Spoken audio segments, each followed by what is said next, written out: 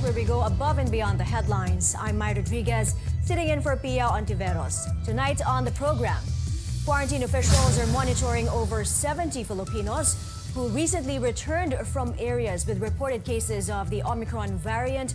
As the health department says, there's no confirmed case of the variant in the country just yet. The government further expands the coverage of COVID-19 booster shots to all adult Filipinos fully vaccinated for at least 6 months now. And it's beginning to look a lot like Christmas. Netizens share their excitement as the last month of the year gets underway.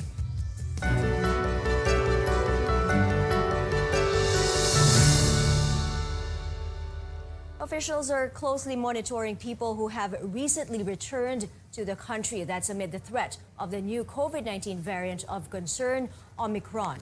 The government imposed travel restrictions on South Africa and 6 other nations beginning November 26th. The Bureau of Quarantine says 75 people arrived in the country before the ban took effect. They are under monitoring for possible symptoms of the virus. Nung binawa po ng IATF yung resolution para po sa Omicron virus natin, inutusan po ang BOQ kasama po ang DILG na i-trace yung mga nakauwi within 7 days po doon sa mga countries na affected ng Omicron. So based po doon sa pag-verify namin, sa pag-trace po namin, may 64 po tayo na 64 na presently nasa quarantine po, nagka-quarantine, and may 11 po tayo na nakauwi na sa LGU. Among those under monitoring is an overseas Filipino worker in quarantine in Bacolod City.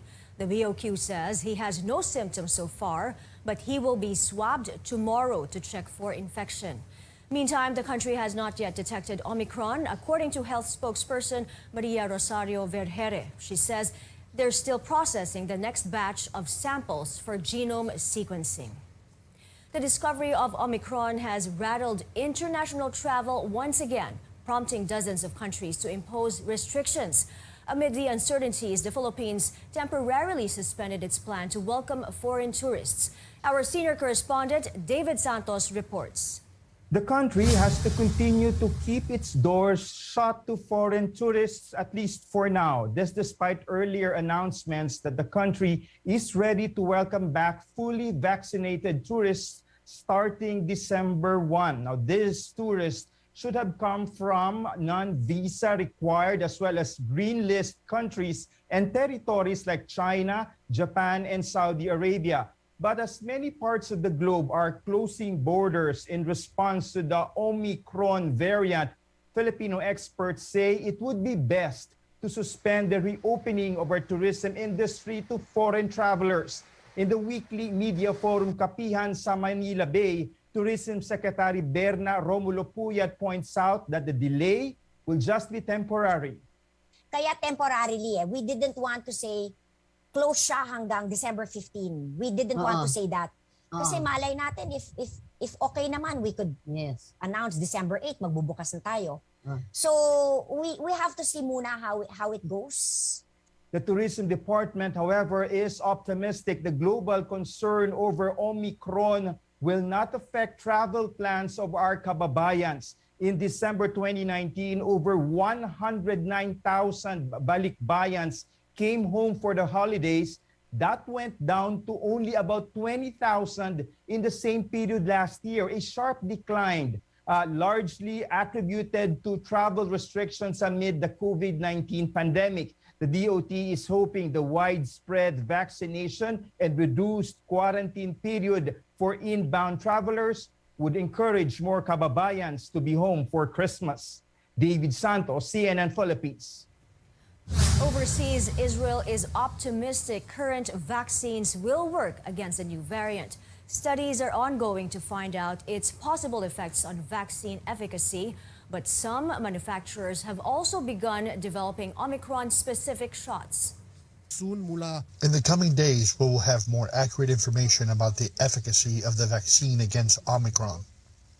But there is already room for optimism, and there are initial indications that those who are vaccinated with a vaccine still valid or with a booster will also be protected from the variant. Israel has so far recorded 4 Omicron infections, one of them a doctor who traveled to London. He had negative PCR tests before leaving and upon arrival in Israel, but he infected a fellow doctor upon returning to work. This is the country's first confirmed case of community spread.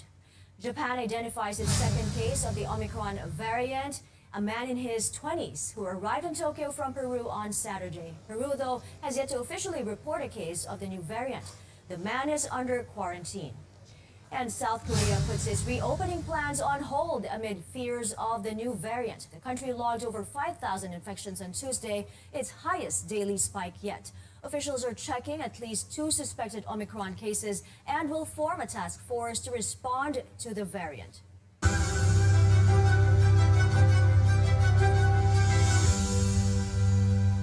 The government is looking at extending the vaccination campaign until the end of the week. Vaccine czar Carlito Galvez says the target is not limited to 9 million and everyone who wants to get inoculated should be able to do so.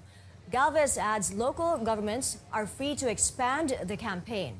Health Secretary Francisco Duque says the government may not reach the 9 million mark within 3 days.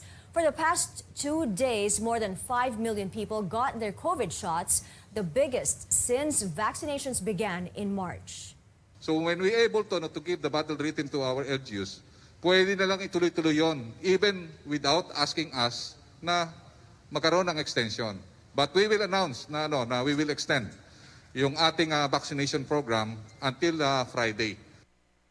Officials say vaccine hesitancy remains a problem in some regions. While many in Calabarzon are also hesitant to get their COVID shots, officials are confident they were able to hit the 3-day target. And as Chrissy de Matulac reports, the vaccination drive carries on. Nieves Piñol contracted COVID-19 last September. She also suffers from high blood pressure. She's relieved that she finally received her vaccine against the virus. Hinahapo kasi ako. Naka-schedule na dapat ako nung nakaraan. Pinauwi ako dahil sinabi kong may hapo ako. Piñol is one of many who participated in the 3-day national vaccine drive in Santa Rosa, Laguna. In areas outside Metro Manila, people flock to vaccination sites, hoping for protection against the disease, especially with the Christmas season just around the corner. Medyo may takot noong una. Oo. Kasi nga doon sa social media na mga lumalabas na baka lalong lumala yung kondisyon. If they are vaccinated, you are almost relaxed. They can go anywhere. In Santa Rosa, a multi-purpose gym served as one of the main vaccination sites for the first and second doses of the general and pediatric population. The city also vaccinated people from other areas. Maraming dumating po sa panawagan namin dito sa National Vaccination Days. So last November 29, yung first day po natin, lahat ng ating vaccination sites ay open. So gather po kami, usually first doses po yan, and almost 15,000 jobs. Okay? Yung second day po, kahapon naka 10,000 kami. So expect din namin ngayon na talagang ganun din yung magiging turnout or more. So mga 10,000. According to the Health Department, the 3-day national event had a positive turnout. They are confident they have achieved their 1 million target in the Calabarzon region. Systematic siya. So yung mga tao tahimik na naghihintay for their turn para mabakunahan sila. Vaccine hesitancy remains a challenge in the country's vaccination efforts, but authorities have also cited logistical issues. City health officials here say they will not stop with the national vaccination drive. Even when the 3-day event is over, they will continue to administer shots to the unvaccinated. The government also plans to mount another wave of vaccination soon.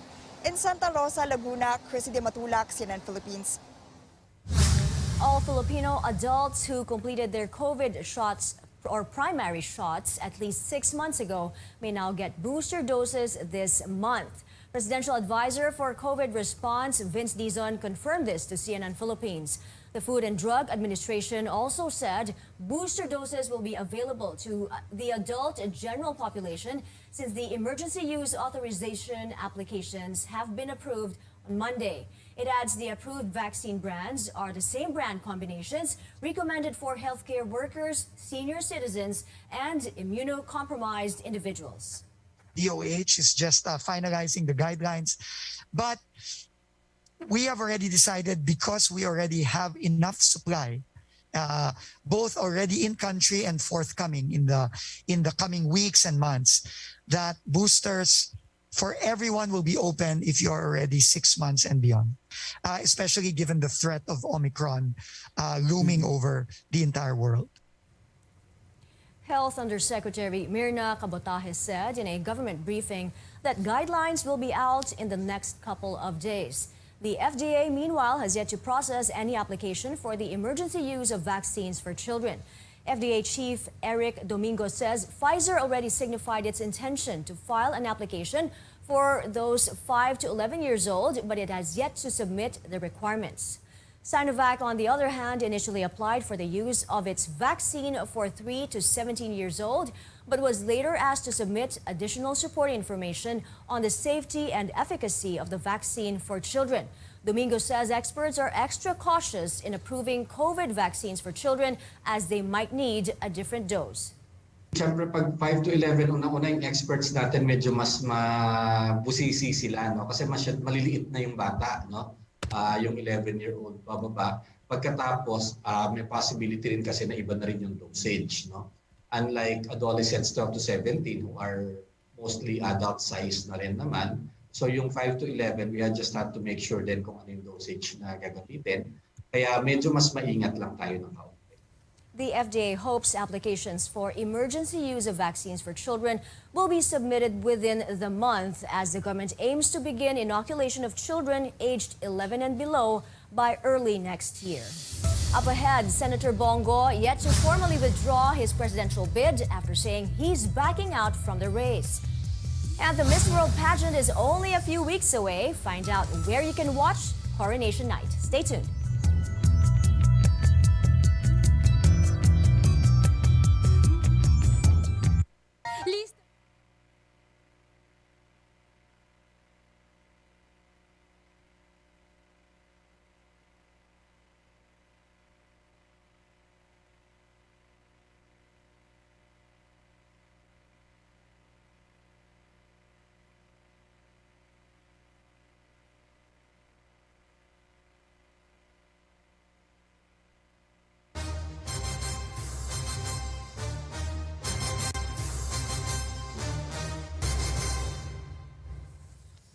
Welcome back to CNN Philippines. Senator Bongo has yet to formally withdraw his candidacy for president, but he says his decision is final. He'll back out of the race to Malacanang. Our Amor Santos joins us live for the details. Amor, go ahead.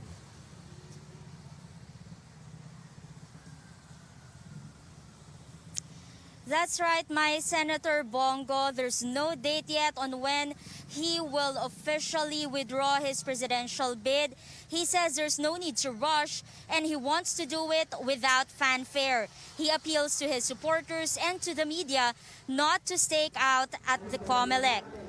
He says he's having mixed emotions now. He has peace of mind, but at the same time feels bad for his supporters.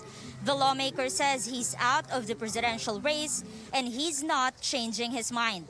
On who will be President Duterte's anointed successor, Go says the chief executive will choose whoever can continue his programs. As a matter of principle po, alam mo, kung ano na po yung sinabi ko kahapon, yun na po yung nasa sa loobin ko. At bagamat napakabigat na desisyon, ay kailangan ko talagang magsakripisyo po muna. Ayaw kong pangunahan si Pangulong Duterte. At kung tinanggal niyo na po ako dyan sa listahan, 5 po yan. So hayaan na lang po natin ang ating Pangulo kung sino yung napupusuan niya.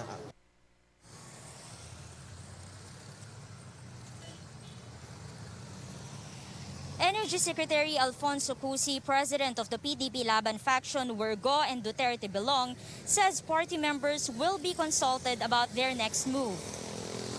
Cusi says PDP Laban respects Go's decision and the party now needs to move forward. In a message to party mates, to party members, their Secretary General Melvin Matibag says PDP Laban will overcome challenges of the political climate and emerge victorious in the 2022 elections. Go earlier substituted the standard bearer of PDDS, an allied party of PDP Laban.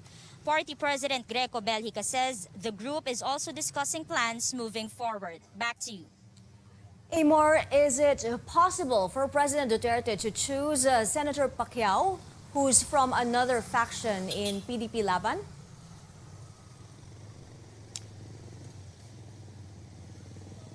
Well, Mai, that would unify the ruling party, and Senator Bongo is not ruling out that possibility. He only said that the President Duterte has the final say. The Cusi faction in PDP Laban will make its endorsement, and President Duterte, as their chairman, will most likely adopt it. Cusi and other PDP Laban officials still have no response regarding this. Mai? Thank you, Amor Santos there reporting. With Senator Bongo withdrawing from the presidential race, will President Duterte's endorsement of another aspirant translate to votes come May 2022? Our correspondent Stanley Gahete takes a look at possible scenarios. 37-year-old Rona Rodriguez benefits from a chain of government, medical and financial services called Malasakit Center in relation to health complications arising from her pregnancy. Medyo may problema sa pagbubuntis ko eh. So, siyempre may mga babayaran, di ba? So, tinuro nila ako sa Malasakit Center. Wala rin akong binayaran. The one-stop shop is a brainchild of Senator Bongo, and Rona associates it with the lawmaker's decision to quit the presidential race. Sayang, at least marami pa rin siyang matutulungan pag naging presidente siya. Political analyst Dennis Blanco says, while Go was instrumental in the setting up of over 150 Malasakit centers nationwide, the lawmaker cannot bank on public support for the program to bring in the votes. The awareness of the people about Bongo only came into fruition during the 2016 national election. He was the presidential aide. I think the endorsement of the presidency to Bongo is not transferable. It's not an assurance or a guarantee that Bongo would win if he's the recipient of that endorsement.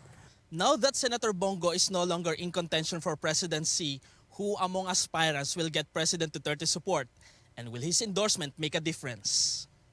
Blanco sees two possible scenarios that may influence the president's choice. I think the president would grant the endorsement towards Bongbong and the Lakas CMD and the Unity Party that where Sara Duterte belongs, on the premise that her daughter is there.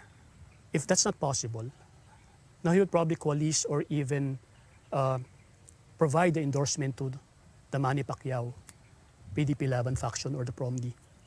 No? Again, on the basis of their regional affiliation, of their ethno-linguistic similarities, now Mindanao and Visayan vote. Blanco says Senator Manny Pacquiao and Mr. Duterte have no ideological differences, so it's possible he may support another bet from Mindanao.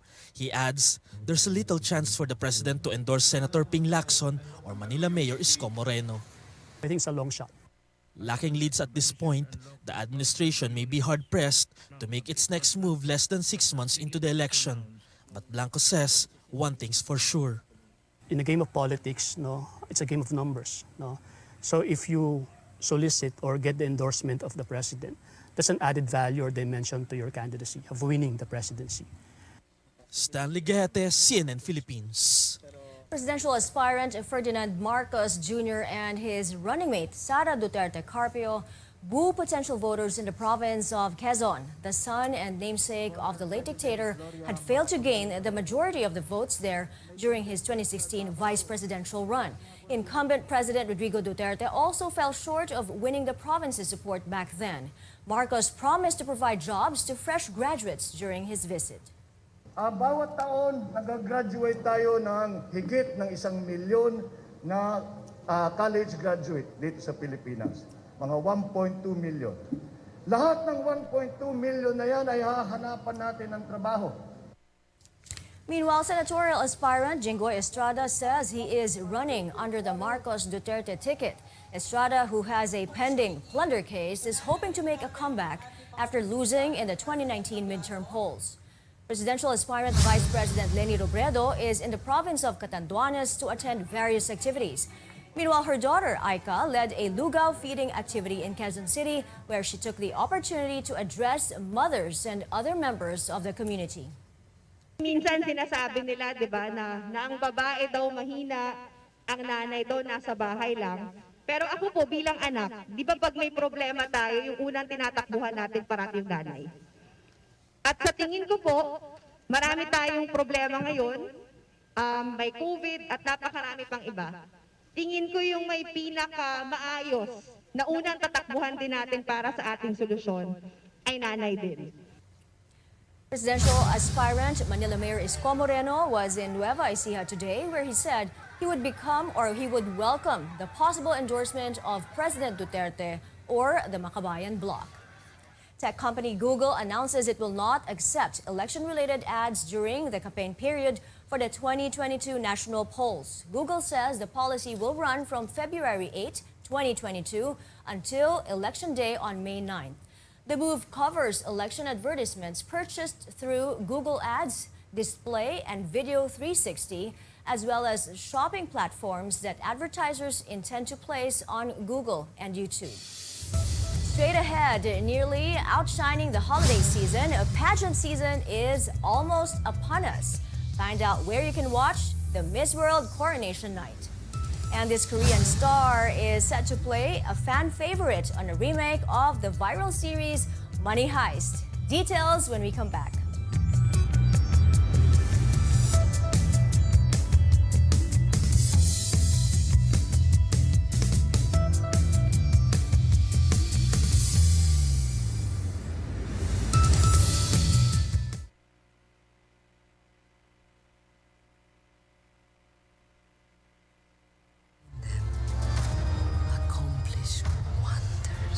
Eternals have nurtured humanity for 7,000 years.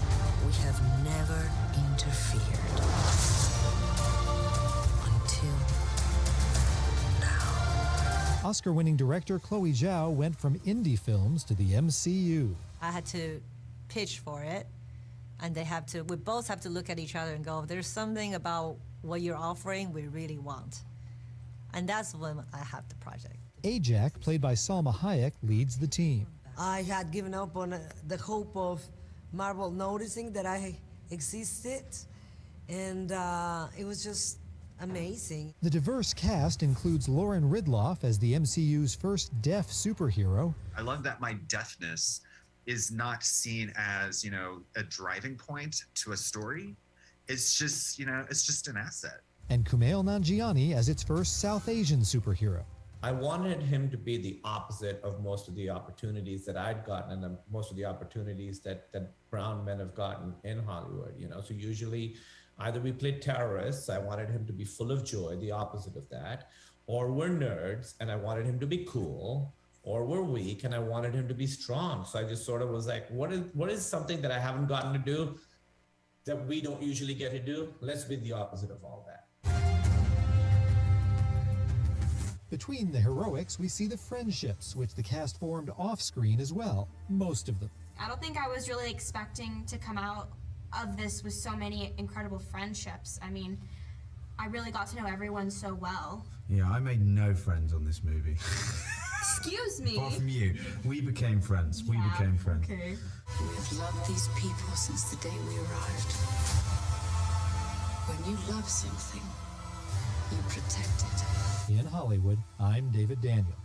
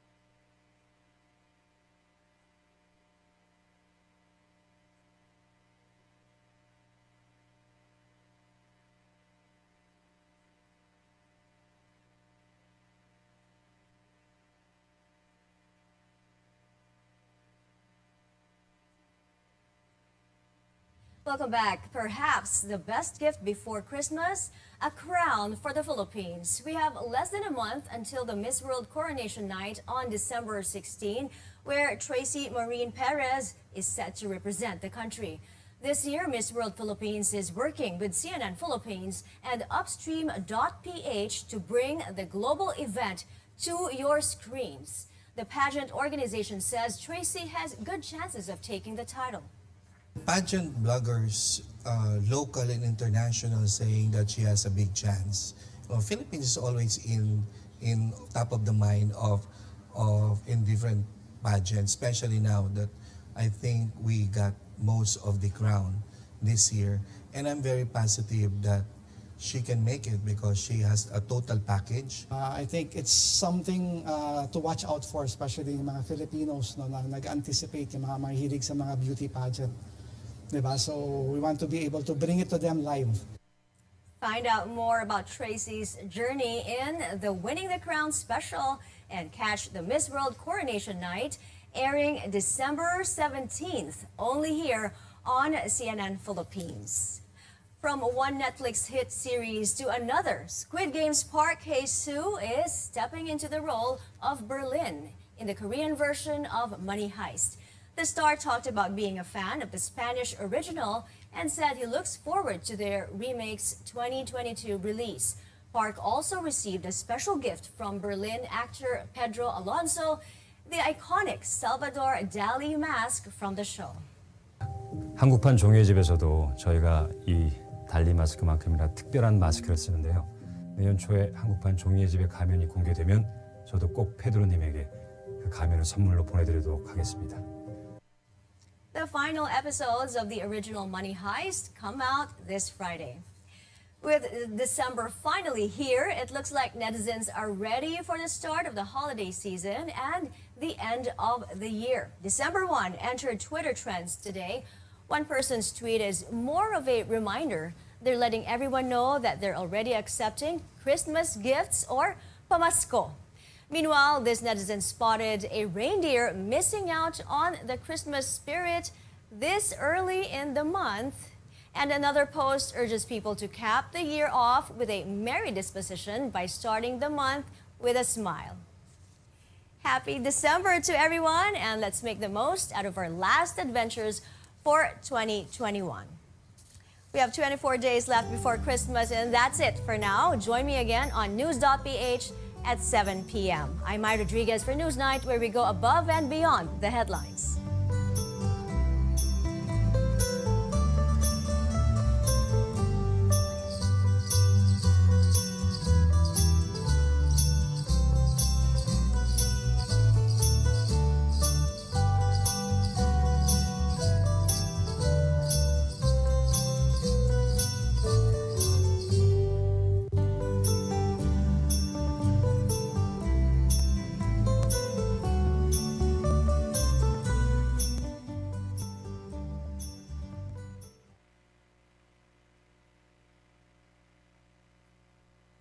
To you by RPN, Radio Philippines Network Incorporated, DXKO. 13.68 sa dial sa inyong radyo. RPN DXKO, ang Radyo Ronda dili sa Dakbayan sa Cagayan de Oro. Sibiyahan na may galaon sa katawan, andam na serbisyo sa tanan. Ang RPN DXKO Radyo Ronda sakop sa KBP, kapisanan ng mga broadcaster ng Pilipinas.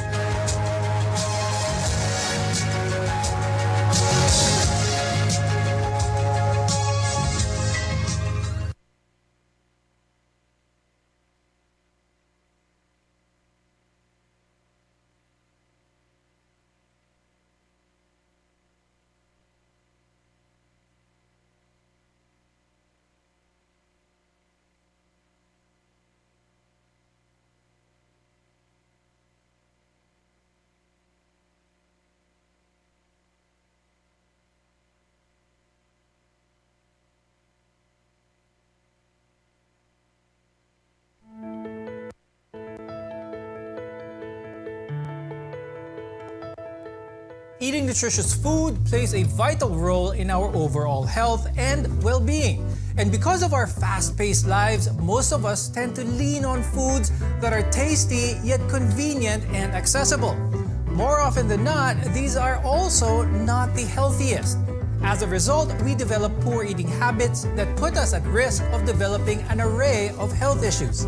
I'm Dr. Freddy Gomez, and you're watching MedTalk Health Talk on CNN Philippines. We're here to build a healthier future for you.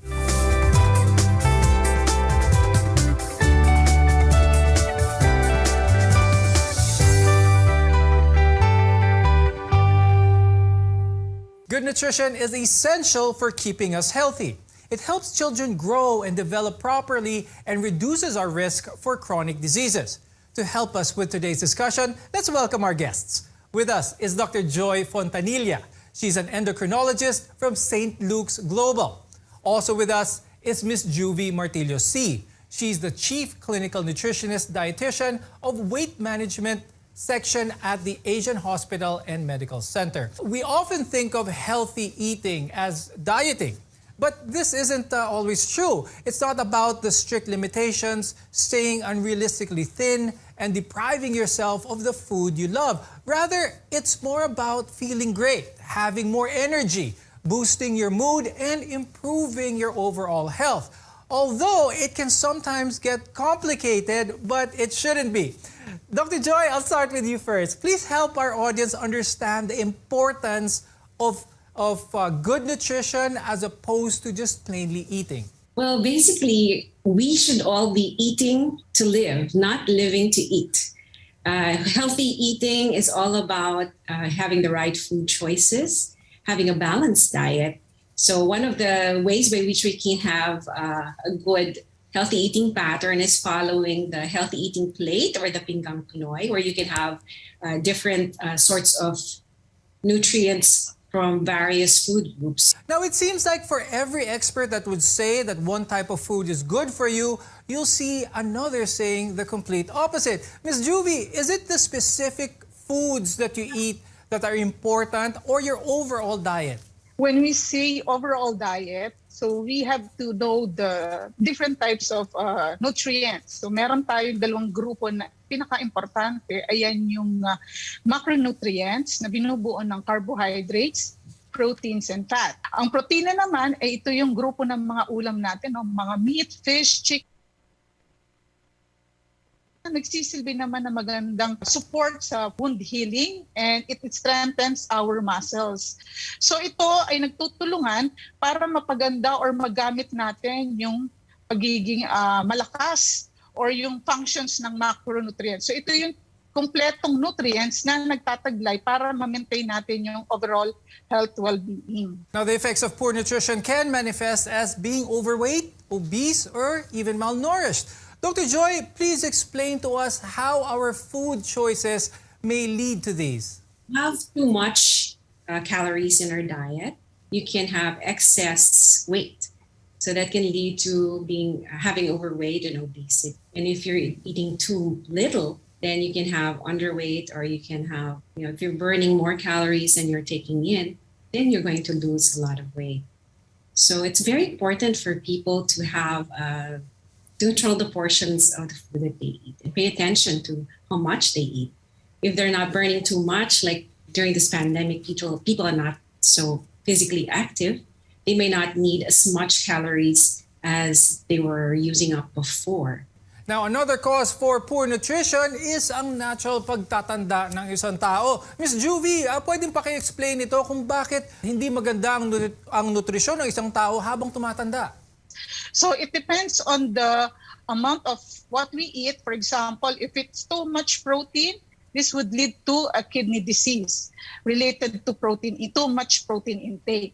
Kapag meron naman tayong lifestyle na matataas ang intake natin of sugary rich foods, this would lead to elevation of the glucose level. So it would lead also to diabetes. So it depends on the lifestyle, and also yung mga favorites natin na uncontrolled na kinakain ay talagang maglilid to a specific disease. For example, also yung sa cardio problem natin, if you are fond of fatty rich foods like uncontrolled appetite of having the mga red meats, yung mga lechong kawali, pata. So this would also lead to cardiovascular diseases. So it depends on the lifestyle of our childhood or middle age, and it would lead to a specific disease na based on our history of food history.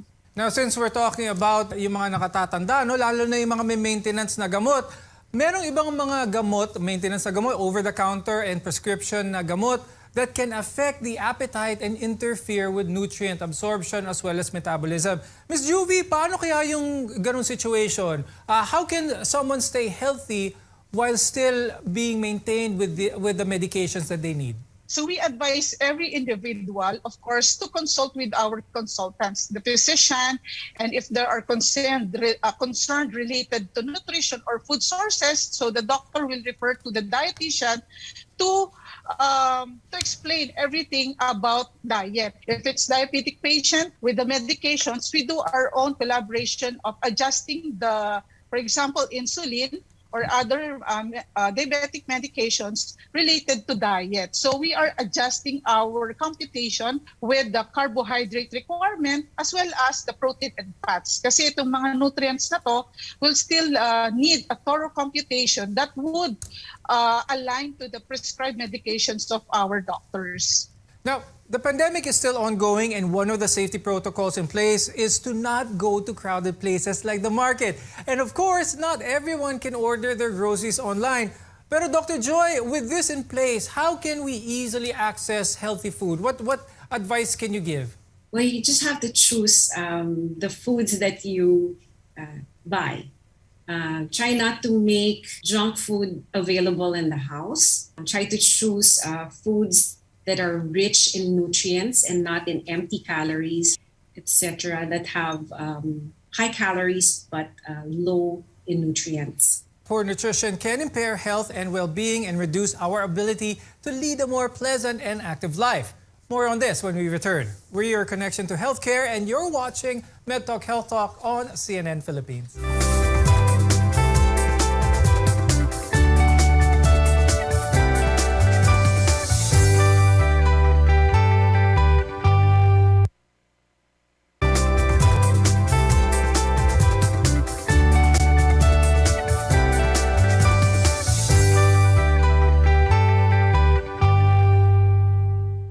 Poor nutrition can affect our health and reduce our quality of life. In the short term, it can lead to stress, irritability, tiredness, our capacity to work, among others. But over time, it can increase your risk for developing certain health issues. I'm Dr. Freddy Gomez, and you're watching MedTalk Health Talk on CNN Philippines. We're together in health. Poor eating habits include over or under eating, not having the healthy foods we need each day, or consuming too much of food and drinks that are high in sugar, salt, and even fat. Ms. Juvie, how does poor nutrition affect us? Basically, it reduces our response or tolerance to our daily activities. No? If you don't have any energy, talagang very weak tayo to accomplish any task of the day. And also, if we are on the ongoing treatment with a specific disease, we have a poor response to overcome that treatment. And also we have a poor wound healing process, and it reduces muscle strength and quality of life. And the common is it really increases fatigue. So yun yung mga common na talagang pagdadaanan natin if we really practice a poor nutrition daily. Now, two of the leading causes of heart disease and stroke are high blood pressure and high blood cholesterol. Ms. Juvie, meron bang mga pagkain na dapat malaman nating mga viewers para ma-minimize yung dalawang ito, itong high blood pressure at high blood cholesterol? Yes, so napaka-basic niya, no? So when we say high blood pressure, ayan yung mga salty foods or sodium-containing foods. So yan yung pinakasimpleng term na maaalat. So yan talaga yung nagli-lead na magpo-cause ng cardiovascular diseases natin as well as yung mga sa pagtaas ng high blood pressure natin. Now, a poor diet can also increase some other chronic diseases, and specifically, I'd like to talk about type 2 diabetes. Dr. Joy, when it comes to type 2 diabetes, our viewers may have different understandings of these, but how early can someone have type 2 diabetes if their diet is not watched, even starting at an early age? How soon can someone have type 2 diabetes? It's very shocking. Back in the 70s, it was almost unheard of for a child to get type 2 diabetes. These days, nagiging very common na talaga. Kahit bata, nagkakaroon na ng type 2 diabetes.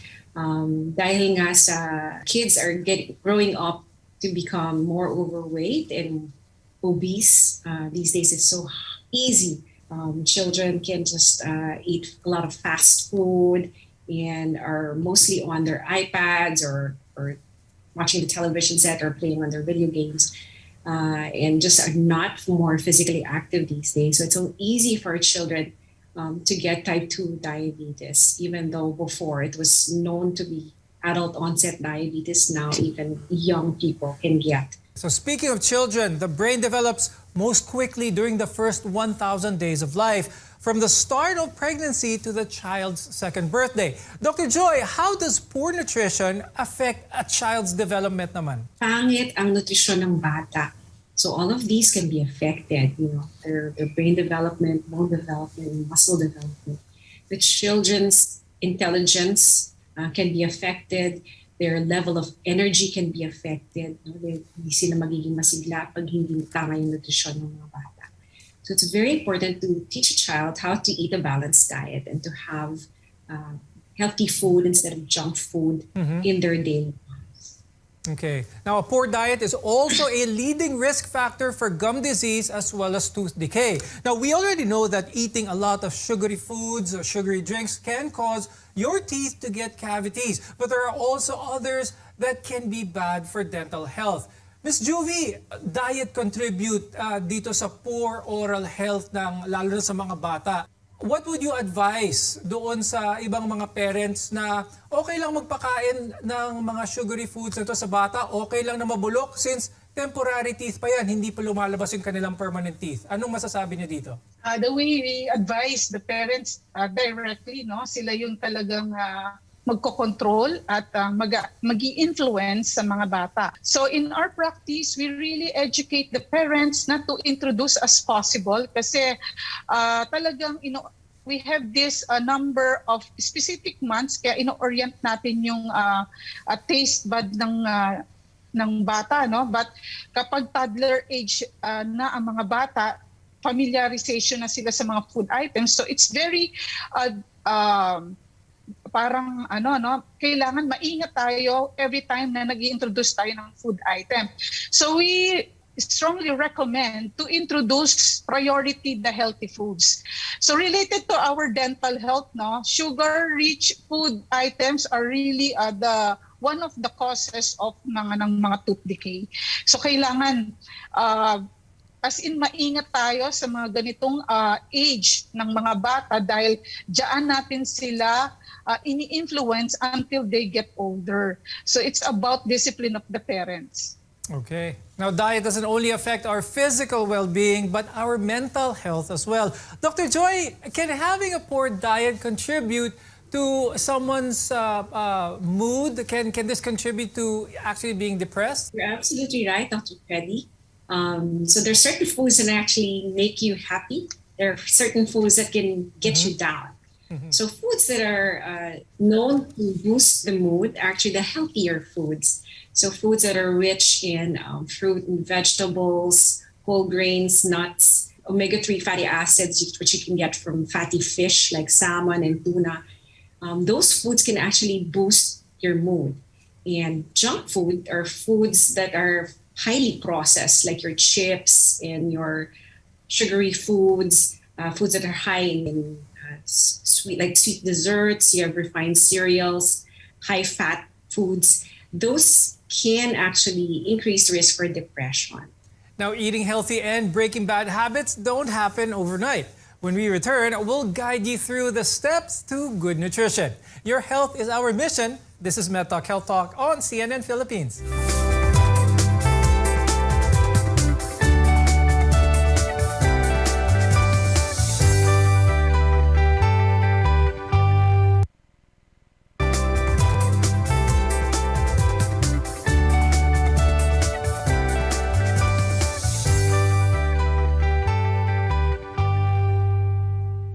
eating healthy is about balance and making sure your body gets the nutrients it needs to function properly. I'm Dr. Freddy Gomez, and you're watching MedTalk Health Talk on CNN Philippines, where your care always comes first. You don't have to be perfect right away when you switch to a healthy diet. You don't need to change everything all at once and completely eliminate the foods you used to love eating. Now, this only leads to cheating or even giving up. A better approach is to make a few small changes at a time. Dr. Joy, when it comes to someone wanting to change for the better, can you give us some tips on how to do that, how to start that on that road to good nutrition? Asking the patient what can they do, and trying to find out what are the foods that they habitually eat, and trying to sort out what are the healthy foods and the unhealthy foods that they're actually eating. So it's try to lessen the unhealthy ones and increase the healthy ones. So if they're drinking a lot of soda, cut out the soda or try to limit the soda. And if they like vegetables and fruit, to increase intake of fruits and vegetables. So I always tell my patients, high five. Remember, high five. At least 3 servings of vegetables and 2 servings of fruit a day, which can help you get a better nutrition in your life. Now, cooking more meals at home can help you take charge of what you're eating and monitor what goes into your food. You'll eat fewer calories and avoid unhealthy additives of packaged and takeout foods that can leave you feeling bloated as well as tired. Miss Juvie, pwede mo kaming i-walk through kung paano ang maganda at madaling preparasyon ng masustansyang pagkain sa bahay? So considering na wala tayong time na paano magluto or what, but meron naman tayong mga possible strategies. When you purchase grocery items, you can have alternatives like sandwiches preparation instead of cooking of certain meals. You can have your cereals with milk and fruit slices, yung mga easy to prepare. And also you can have prepare or mga cheese sticks natin or salad to go with a separate sauce or rice bowl na possible na alternative ay yung mga steamed or baked potato, sweet potato. So yun yung mga, it's about time management kasi kailangan talaga ng effort to prepare even if we don't need to have a cooking preparation. So it's just about proper selection in the grocery and prepare it, stock it, or store it in our home. As long as you can grab it, for example, cereals, just pour non-fat milk, and you can add slices of fruit that would be considered healthy. So yan yung mga simple na pwede nating bilhin na hindi natin alam na healthy pa rin pala, na kaya natin mag-prepare without cooking preparation. But we really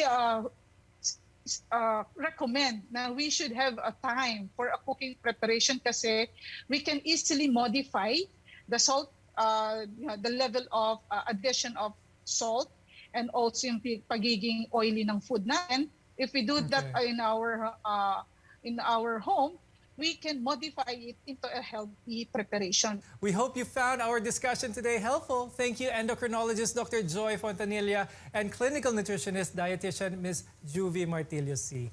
Eating a healthier diet doesn't have to be complicated. Instead of counting calories, you can try thinking of your diet in terms of color, freshness, and variety. Try eating foods that's close as possible to the way nature made it. Focus on avoiding packaged and processed food and opt for more fresh ingredients whenever possible. It can make huge differences to the way you look, feel, as well as think. We want to be your partner for a lifetime of good health. I'm Dr. Freddy Gomez, and this has been MedTalk Health Talk on CNN Philippines.